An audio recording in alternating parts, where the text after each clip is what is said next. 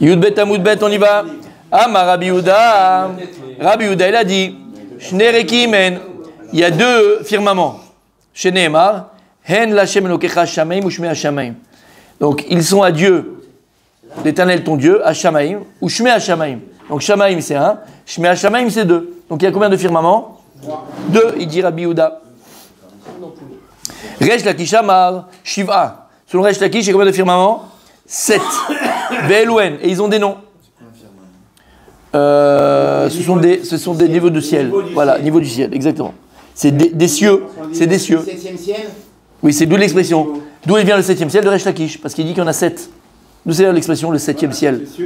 C'est le 7e ciel parce que en vérité c'est des niveaux de cieux. Des niveaux de cieux, des niveaux différents. C'est où? C'est à quel niveau? Comment? C'est physique et métaphysique. C'est les deux. Parce que la Torah, elle te dit qu'il y a des niveaux différents dans le ciel. C'est physique, mais métaphysique surtout. C'est ça que ça va t'apprendre. Physique et métaphysique. Métaphysique, nous on a dit qu'on a 10. Non. C'est des sphères, ça, tu parles des sphères, c'est pas des cieux. Des sphirotes. C'est les kilim que Dieu a utilisés pour amoindrir, entre guillemets, contracter sa lumière. Et ça, c'est spirituel. Ça, c'est spirituel. Alors, il dit comme ça, donc, Rabbi Yehuda, il dit qu'il y a deux firmaments, deux cieux. Resh Lakish dit il y en a 7. Ve'elouen, ils ont des noms. Vilon, Vilon, c'est un rideau. Rakia, Rakia, c'est ouais. Shehakim, Zevul, Maon, Machon et Arabot. Et d'ailleurs, on dit il y a écrit dans le Parashat Kitavo. Parashat Kitavo, lorsqu'on a mis les Bikurim, on demandait à Hachem là-bas dans le vidéo et qu'on demande à Hachem la prière, on dit Mimeon Kochecha. Akadosh vous regarde Mimeon Kochecha. Et qu'est-ce qu'on demande là-bas? En fait, c'est une partie des cieux qui correspond à des choses très très spirituelles que je ne connais pas, que je ne sais pas. On va essayer de voir ensemble. C'est une résidence. Maon, c'est une résidence, voilà. Mais c'est un niveau, c'est le 4e ciel, d'accord? Où là, ça s'appelle Maon. Et c'est de là-bas qu'on demande à Hachem, quand on amène les Bikurim, de regarder ce qu'on est en train d'amener. Pourquoi on amène de là-bas tout ça, je ne sais pas, mais on verra ensemble, Bezrat Hachem. C'est clair, donc Marloket Rabbi Yehuda et Resh Lakish, je veux savoir combien de cieux on a. 2 ou 7.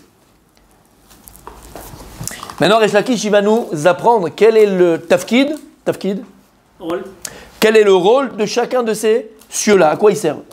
Vilon, la tâche. Vilon, qui est le premier et qui est le plus bas. Eno meshamesh klum. Et là, nichnas shacharit, viotse be'arbit. En fait, il sert, entre guillemets, à rien, mais lui, il sert, voilà. Nichnas shacharit, viotse be'arbit. Il rentre, le ciel, c'est ce qu'on voit le ciel, il rentre le matin et il repart le soir. Vilon, comme un rideau. En fait, c'est quoi le principe d'un rideau? Un rideau, c'est quand tu es un spectacle, comme sur une scène. Le rideau s'est ouvert, tu vois le spectacle. Le rideau se ferme et plus rien à voir. Eh bien, c'est pareil. Ça change l'éclairage. Exactement. Le matin, ben, on voit, c'est le vilon, il est levé, entre guillemets. Et le soir, on met le vilon et on ne voit pas, c'est trop cher. C'est clair? Ou mechadesh bechol yom maaseh bereshit. Comme il y a écrit que Dieu, il renouvelle tous les jours maaseh bereshit neemar. A noté Kadok Shamaim, Veimtachem Koel Lashevet. On dit qu'Hachem, il est noté Tachamim, comme s'il avait planté le ciel comme un yéted. Comment dire? Comme un pieu. D'accord? Comme un pieu très dac. Très fin. Qui sert à étendre l'Oel, une tente. Quand tu veux faire une tente, tu mets un pieu, d'accord, sur la terre. Voilà. On dit qu'à Kadosh Kaviachol, le ciel, c'est comme ce pieu qui est planté, d'accord? Et il le tire, comme la tente, tu veux que la tente elle soit vraiment bien tendue, bien grande et qu'elle tienne. Et Kaviachol, Kadosh il prend le ciel et il l'étend. Misaviv Haaretz, autour de la terre, pour qu'on puisse nous être assis ou debout, en dessous, comme un Oel. Donc en vérité, le ciel, le Shamaïm, il est considéré comme un Oel. C'est comme une tente. T'es en dessous d'une tente, t'es pas en dessous rien en fait. En dessous du ciel, on dit que rien, c'est le ciel, quoi, c'est vide. Non, t'es comme si t'étais en dessous d'une tente. Et ça s'appelle Vilon. C'est ça qu'on appelle Vilon. D'accord? Comme si t'étais en dessous d'une tente. Et d'ailleurs, quand tu rentres dans une tente, vous avez déjà fait du camping? Oui. Ok. Quand tu vas dans une tente, bon, quelle qu'elle soit en triangle, rectangle, machin, tu as des endroits de la tente qui sont plus tirés que d'autres. Le plafond de la tente, il n'est pas le même en fonction de l'endroit où tu te trouves dans la tente. Maintenant, oui, tu es en dessous de la tente, donc tu ne vas pas te cogner la tête, mais c'est pas forcément partout pareil. Il dit Rabbi Nachman de Breslev dans l'écouté Moran quelque chose de magnifique, et je vous ai dit que ça, je l'ai retrouvé donc après dans Rabbi Nachman, parce que pour moi c'était quelque chose, c'était bolette, je le voyais, je le ressentais énormément. Il dit Rabbi Nachman que le ciel d'Eretz Israël, c'est pas le même ciel que Chutz La'aretz. Le ciel d'Eretz Israël, c'est même. Et en vérité, comme l'avion, mais le ciel. Et je vous assure que c'est pas la même chose du tout. Quand je vais en France, en tout cas, moi, je ressens une vulnérabilité. C'est-à-dire que le ciel, je le sens vraiment. Je sens rien en dessous de ma tête. J'ai du mal, voilà, loin, et je sens. Quand tu es en Eretz Israël, tu as l'impression que le ciel, il est bas. Des fois, je vous assure que c'est vrai. Comme un plafond. Comme un plafond. J'ai l'impression que je sors dehors, mais je suis quand même quelque part. Je suis quand même dans un endroit, je suis quand même dans un endroit fermé. Je ne sais pas comment vous expliquer. Et on le ressent en Israël. Le ciel, il est bas. Le ciel, on dirait un plafond. Malgré tout, on sent que. Et ils ont fait un chipout. Et en vérité, tu peux comprendre. Puisqu'en vérité, c'est quoi le ciel? C'est comme une tente que Dieu il a étirée, étendue au-dessus de la terre. Et nous, on est en dessous. Mais en vérité, en fonction aussi, des fois, dans la tente, comme j'ai dit, c'est pas le même plafond quand tu mets une tente, c'est pas le même plafond. Tu as des endroits où c'est plus tiré, moins tiré, tu sens plus la tente. Et bien là, c'est pareil. Lorsqu'Akadosh Baruch Hu, il a tiré le ciel, d'accord, ben, tu as des endroits, et en l'occurrence Eretz Israël, où le plafond, le shamem, il n'est pas le même. D'accord? Ok. Il est plus bas, oui, il est plus bas. Et pourquoi il dit que ça sert à rien? C'est une seule? Alors non, quand on dit Enom Shemesh, Kloum, c'est quelque chose. Kloum, c'est quelque chose. Ok. J'ai l'impression qu'il est plus haut le ciel ici. Non. Ah non, c'est comme un dôme, on est protégé. Ouais, ma mâche. On le dit maintenant. Mais, on a dit Vilon, ça c'est le premier. Le deuxième, comment on a dit, c'est quoi le deuxième? Rakia. Shebo Chama Ulevana, Vekochavi Mazalot Kvuin. Le deuxième cieux, c'est le ciel, entre guillemets, le deuxième, Rakia. Le firmament, c'est là où il y a le soleil, la lune, les étoiles, les mazalot, les signes astrologiques qui représentent par les étoiles. Chez Nehemar, Vaïten Otam Elohim Birki Hashamaim, comme il y a écrit dans Bereshit, Dieu les a placés, ou les astres, dans le Riki Hashamaim. Et Rakia, C'est hors de la terre. c'est au-dessus. C'est un autre cieux, mais c'est appelé cieux. Ouais, mais c'est appelé cieux. Okay. C'est appelé cieux. Ça, c'est que le deuxième. C'est le deuxième. C'est pour ça que C'est que le deuxième, ouais. C'est l'univers peut-être, ça s'appelle l'univers, je sais pas parce que c'est les étoiles. c'est la stratosphère. C'est la galaxie. Non, ben, le soleil il n'est pas dans la stratosphère mon ami. Non, c'est notre système. C'est l'univers. C'est l'univers. Non, Non, on aurait pu quand on disait les 7 niveaux Ouais. du ciel, c'est les 7 niveaux-là. quoi. Ouais. Non. Non, c'est encore plus. Et c'est appelé déjà Shamaim, c'est aussi appelé Shamaim. Ouais, ok. Le troisième, messieurs, Sheikh Hakim. C'est quoi Sheikh Hakim? C'est un moulin. Voilà avant. Shebo Rechaim Obdot Vetochanot Man la Tzadikim. C'est le troisième. Et là-bas, c'est des moulins spirituels. Hein, toi, c'est spirituel. C'est comme des moulins spirituels qui se tiennent là-bas. Et Tochanot, quand t'es Tochen. Et il mou la manne pour les Tzadikim, la Hatid là-bas, quand Mashiach viendra, on remange la manne. Et dans ce troisième cieux, il y a des moulins spirituels. C'est spirituel, attention, ne l'oubliez. D'accord? Mais ils existent. D'accord? Ils sont là. N'oubliez pas. Peut-être c'est encore l'occasion de rappeler. C'est peut-être l'occasion de rappeler. C'est Gemara dans Baba Batra, qui est tellement magnifique, merveilleuse, très très poétique, où une fois Rabbi Yochanan, Rabbi Yochanan était avec ses élèves, et il disait, vous savez qu'au moment là je vous parle, il y a des malachés Asharet, des anges célestes, qui sont en train de tailler et de polir les pierres du Beth Amikdash, qu'Akadosh Baruch Hu va reconstruire le très Beth Amikdash. D'accord? Et au moment où je vous parle, ils sont en train déjà de construire les pierres, ils sont en train de tailler les pierres. Bon. Et ils sont partis tous seuls dans leur maison. Il y a un des élèves, il a dû partir très loin. Il a pris le bateau. Vous vous rappelez? Et il est parti, il a fait le bateau. Il a pris le bateau, il est parti. Au milieu de son voyage, qu'est-ce qu'il voit? Les malachas Asharet, les anges célestes, au milieu de la mer, en train de tailler les pierres du Beth Amikdash. Oh, il voit ça, c'est merveilleux. Quand il revient chez Rabbi Yochanan après 2-3 mois, il dit, Rabbi, il faut que je te raconte ce que j'ai fait pendant le voyage. Je dis, quoi, mon fils? J'étais au milieu du bateau, au milieu de la mer avec le bateau. C'est ce que j'ai vu. Ce que tu nous as dit, c'est Emet, c'est vrai ce que tu nous as dit. J'ai vu les anges, ils étaient en train de polir les pierres. C'est vrai ce que tu nous as dit. La Gemara dit, il a posé ses yeux sur lui et il en fait un tas d'os. Un tas d'os. Lama. T'as besoin d'aller voir. Ouais. T'as besoin d'aller voir pour croire, Habibi, tu crois pas ce que je te dis. Tu crois pas ce que je te dis. Il a fait. T'as besoin de quoi? Mais qu'est-ce qu'il a dit? Il dit, tu sais ce que t'as dit, c'est vrai. Ouais, avant, c'était pas vrai. Avant, c'était pas vrai. Donc, t'avais besoin de voir pour croire. Habibi, c'est pas. Les rabbis disent des choses, J'ai vu ce que tu as dit. En fait, attention à ce que tu dis. Quand même. Moi, oui, mais Rabbi Yochanan, non. C'est à son niveau à lui. Mais c'est à notre niveau à nous. C'est à notre niveau à nous. Attention. C'est pas pour lui que c'est écrit pour nous. Quand le Rav Kanevski te dit quelque chose, tu dis, arrête. Il y a 15 médecins, ils ont dit qu'il faut avorter. T'es un médecin, il a fait des études, lui. Rav Kanevski, t'as fait des études. T'es resté en taïchiva, enfermé, parasite, hein? D'accord? Non? Alors maintenant, bien sûr, c'est des pingouins, ces religieux. Qu'est-ce qu'ils font? Alors, 15 médecins qui ont fait 25 ans d'études, 25 ans d'études, 40 ans d'études, des professionnels, des grands, ils ont dit à tout le monde, faut avorter. Toi, tu viens avec ta petite barbe, ton machin, truc, et tu dis non, on l'avorte pas, il sera en bonne santé. Pour qui tu te prends? Eh ben, le bébé, il est en bonne santé, il a 25 ans, il est... Voilà, bon, Hachem. Tu comprends ce que ça veut dire? Alors donc, nous, à nous aussi, mon tzadi. Si on coupe le monde avant, on le met sur les réseaux, vous savez que c'est très grave. Quoi?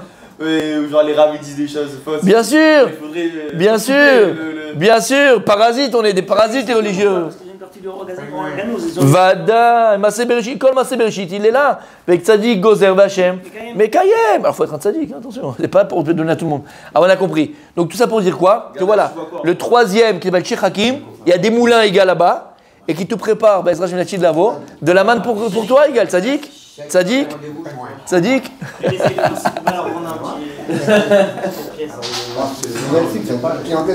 שחקים שבורא חיים עומדות ותוכנות מן הצדיקים שנאמר ויצב שחקים ממעל ודלתי שמיים פתח. Donc Hachem il a ordonné à ces moulins là d'accord en haut ודלתי שמיים פתח et les portes du ciel il a ouvert וימטר עליהם מן לאכול et il leur a donné la manne pour manger. Écrit Meforash dans la Torah, dans Tehilim, comme ça il dit David Ameler. Tout est écrit, mon Tzaïk, tout est écrit. C'est pas si spirituel que ça, parce que c'est quand parce que la manne, c'est la manne. Mais parce que, voilà, elle a fait. C'est-à-dire que la manne qui était spirituelle, elle a pris une forme matérielle. Plus ça descend, plus ça prend une forme matérielle, mais qui restait quand même spirituelle. Puisqu'ils n'avaient pas besoin d'aller aux toilettes, ils avaient besoin. Voilà. Le quatrième, c'est quoi, messieurs? On est quatrième, je crois, non?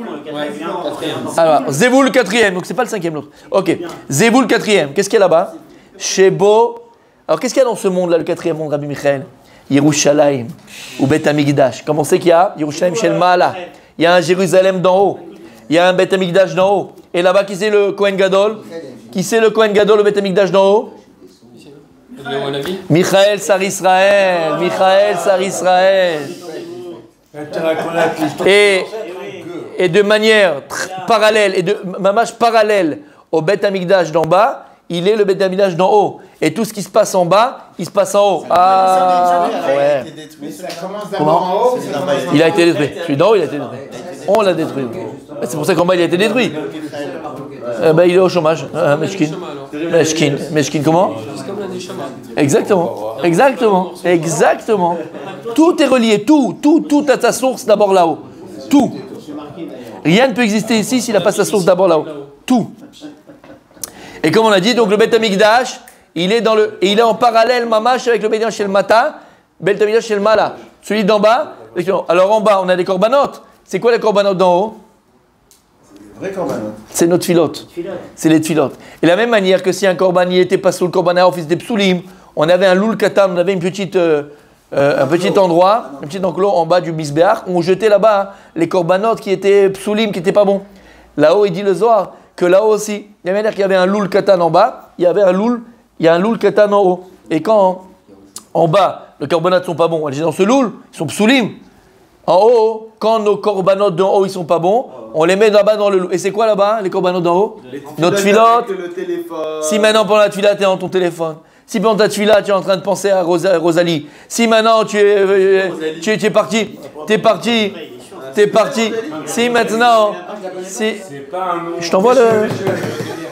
Si maintenant tu es parti avant d'aller au Shabbat, si t'es pas fichu de répondre à un Kaddish, si pendant, exactement, très beau. Si maintenant tu parles pendant le Kaddish, si machin, ta tefila elle est pas bonne, qu'est-ce qu'il fait Michael Sar Israël, le Kohen Gadol, il les met dans le loul, il les met là-bas dans la petite enclos où il y a la glisa. Il y a une fois dans l'année, messieurs. où on peut réparer, récupérer toutes les tfilotes qu'on a malheureusement Loupé. pas loupées, abîmées. C'est quand? C'est en Elul. Elul, Aleph Loul. Si maintenant, pendant le mois de Elul, Aloufo Shel Olam Akadosh Borou, tu le remets dans ta tfila, tu remets Akadosh Borou dans ta vie, tu remets Hashem, alors qu'est-ce que tu vas faire? Tu remets le Aleph dans le Loul, ça fait Elul. Au mois de Elul, tu prends, comme ça, il dit, il ramène toutes les tfilotes et elles sont réparées. Il fallait nous le dire avant. Aloufo Shel Olam. C'est que dans ta tfila, tu remets Hashem, tu mets le Echad. On oublie qu'il y a Hashem. Quand tu prends ton portable pendant la tfila, tu fais Avodazara, mon sadique. Qu'est-ce que tu fais? Comme Chadé Shalom. Pendant la Hamida, après la Hamida, quand tu rentres dans la synagogue, tu mets les pieds à la synagogue et tu touches ton portable, qu'est-ce que tu fais? Excusez-moi du terme, c'est pas moi, c'est juste pour faire une image, Chaz Shalom. C'est comme si tu baffais le roi. Tu baffais le roi. Tu craches au roi. C'est ce qu'on fait. Faut savoir, c'est pas bon, tu manques de respect. Tu lui craches à la figure. Tu craches au roi. Tu craches au roi. Ce qu'il avait dit exactement. C'est un affront, il s'en va, il se barre. Il se barre, il veut même plus te voir. Non seulement il veut plus te voir, mais en plus ça va c'est pire que ce que tu craches. Tu lui mets une baffe. Tu lui mets une baffe. T'as compris ce que ça veut dire? Il a fait. Donc ça c'est le combien, messieurs? Ça c'est le Zévoul. Zévoul, chez Yerushalayim Bet Hamikdash. Donc on a dit c'était en parallèle. Ou Misber Banouy, Rabbi Michael, c'est pour toi. Zévoul, il s'appelle Zévoul. Ou Misber Banouy, et là-bas il y a le Misber, l'hôtel. Michael, ve Michael, Asar Agadol, Omen, Makriva Alav, Korban. Et Rabbi Michael, il est où mon petit Rabbi Safar? Rabbi Michael, regarde ta place. Regarde ce que Dieu il attend de toi. Arrête de te cacher. Arrête de te cacher.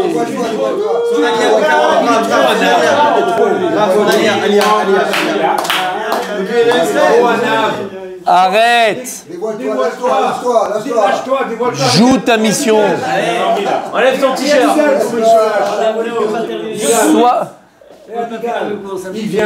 Soit ta mission. Alors on dit quoi? Et il est là, il est makriv les korbanot. Chez Nehemar, comme il y a écrit dans le verset, il dit Shlomo HaMelech, Bano baniti bet zebul lalach machon lishivtecha olamim. Dans Sefer Malachim, lorsque Shlomo HaMelech il va construire le Bet Hamikdash, il va dire j'ai construit ta maison, Bet Zeboul. Bet Zeboul, Zeboul c'est la récolte. Quand on parle de Zeboul, c'est une récolte, Zeboul. Zeboula. Bien sûr. Bien sûr, c'est son nom. Bien sûr. Bah oui, c'est la récolte. Issachar et Zebouloun. Dans le nom de Zebouloun, il y a la récolte. C'est quoi la récolte? C'est la Parnassa. C'est lui qui amène la Zebouloun, il amène le Zeboul à Issachar qui étudie. Zebouloun, Zeboul. Et attends, regarde la place de Zebouloun. Parce que Zebouloun, c'est les choses. Zeboul, c'est le Bet Hamikdash. C'est Yerushalayim. T'imagines la place de Zebouloun? T'imagines la place de Zebouloun? Zeboulon. Les Chotamim Mishkan. Voilà. C'est lui qui fait le business. Et la Parnassa, les deux. Pourquoi? Parce qu'on sait que le Bet Hamikdash, c'était l'endroit du Shefa Ba'olam, non seulement spirituel, matériel. Le monde, il était comment dire, abondé. Comment dire en français? Il était abondé, abandonné. Voilà. Oui, mais le monde était. Il y a un mot en français, non?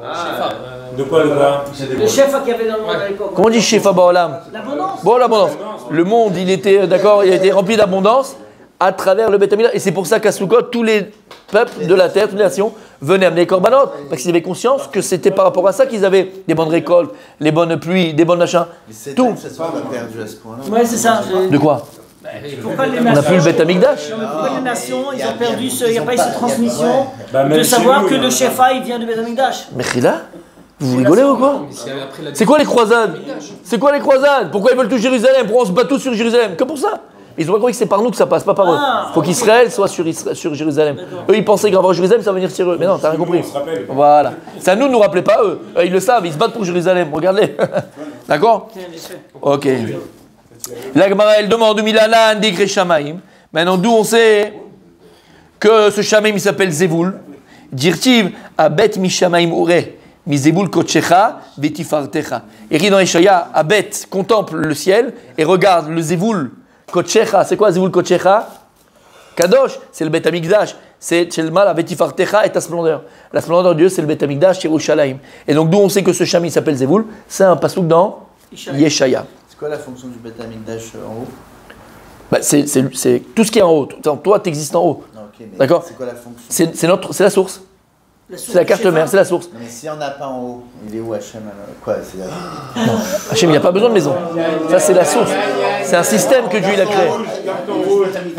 Le Beth Amikdash sur terre, c'était la présence divine, c'était la concrétisation. Ouais. La présence divine. Bien sûr. S'il n'y a pas de concrétisation non plus dans les malades avec les enfants. Il a fait. C'est quoi le... C'est ce qu'on dit. Non, exactement, oui, oui. Les anges, ils sont voilà, exactement. Il a fait. Maintenant, c'est grâce à ça que je comprends qu'on dit, quand on parle de Galout, on parle de Galout à Shrina. C'est la Shrina qui est Galout. Et on doit prier pourquoi? Aseleman Shemar, Aseleman Yiminar, tu te rappelles? Keshet, on parle de quoi? On doit prier pour la Géoula de la Shrina. La Shrina, elle pleure.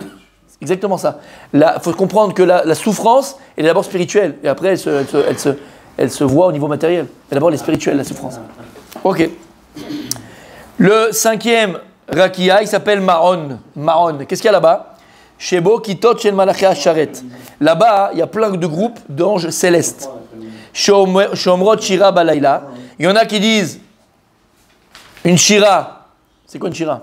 Un chant la nuit. Vechashot Bayom. Et la journée, ils se taisent. Mipnei Kovenant Shel Israël. Pourquoi ils se taisent la journée? Pour l'honneur d'Israël. Parce que qui c'est qui loue Dieu la journée? C'est Am Israël. Donc ils se taisent, lui, ils ne prennent pas de parler. Eux que la nuit. Shinemar. C'est un télim. Yomam Yetzave Hashem Chazdo. Ou Valayla Shiroimi. Donc Hashem, il leur donne la journée, mais le soir, Shiroimi, et ils chantent Dieu qui? Les Malachés Asharet. Et dans quel endroit? Dans Maron. Maron, c'est une résidence, dans la résidence de Dieu. Eux, ils sont au-dessus du Beth Amikdash. Comment? Si c'est le 5e, ce qu'on Oui. a dit. Comment Apparemment, oui. Ils sont au-dessus de ce monde qui s'appelle Beth Amikdash. Exactement. Exactement. Ok. Mahon. Maintenant, il y a Mahon. Amar Resh Lakish, puisqu'on a parlé de Rakia, d'accord, des Rekiim, alors on va mettre une autre dracha par rapport à ce pasouk-là. Resh Lakish, il dit comme ça, on t'aime pas aujourd'hui. Amar Resh Lakish, Kol Aosek Batora Balayla, tout celui qui étudie la Torah la nuit, Akadosh Boru Mosher Alav Chel Chesed Bayom, Akadosh Boru lui fait reposer sur lui un fil de Chesed. Mais en fait, c'est quoi ce fil de Chesed? Dans son visage. C'est-à-dire que cette personne-là, Dieu lui donne un Chel Chesed, un visage de bon, de bon. Et on va expliquer c'est quoi. Chez Nehemar, Yomam Yetzav Hashem Chazdo, la journée Hashem Limetzavé son Chesed. Et c'est quoi? C'est Chel Chesed. Ça veut dire que cette personne-là qui va étudier Bémet la nuit, comment? Comme vous un peu. Non, les tzadikim. Les tzadikim, ils ont le Chel Chesed. Et c'est quoi ce Chel Chesed, mon tzadik? C'est quoi ce Chel Chesed? C'est que cette personne-là, quand on le voit, on voit le bon. On voit le bois. Le bois, il est rayonnant. Toi, tu viens d'aller à la Arnona, tu t'es fait jeter comme un chien, un poisson pourri. Lui, il rentre avec la même. Elle lui sourit. Elle va lui chercher les papiers qu'il a besoin. Et en 2 minutes, il sort. Je confirme. Et ben voilà. T'as vu ou pas? Ouais, on me l'a fait ça. Je confirme. Pour Sans. Voilà. Et c'est vrai.